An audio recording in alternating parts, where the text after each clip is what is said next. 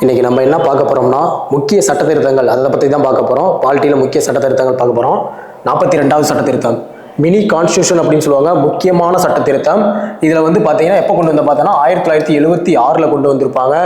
அதாவது அடிப்படை கடமைகளை சேர்த்திருப்பாங்க. நிறைய விஷயங்களை வந்து இதில் முக்கியமாக சேர்த்திருப்பாங்க. அடுத்து 44வது சட்ட திருத்தம் 1978 கொண்டு வந்திருப்பாங்க. நம்ம குடியரசுத் தலைவர், துணை குடியரசுத் தலைவர் இவர்களோட தேர்தல்கள் பற்றிலாம் சொல்லியிருப்பாங்க. முக்கியமான 2 சட்ட திருத்தம் எதுன்னு பார்த்தீங்கன்னா 42வது சட்டம், 44வது சட்டம். 52வது சட்ட திருத்தம் 1985 கட்சி தாவல் தடை சட்டம், அதை பற்றி படிச்சிருப்பீங்க. 61வது சட்ட திருத்தம் முக்கியமான சட்ட திருத்தம் 1988 நம்ம ஓட்டுரிமை அளிக்கிறது வந்து 21 வயசுலேருந்து 18 வயசாக குறைச்சிருப்பாங்க. 1988. 74வது சட்ட திருத்தம் 1992 உள்ளாட்சி அமைப்புகளோட தேர்தல்கள் பற்றி சொல்லியிருப்பாங்க.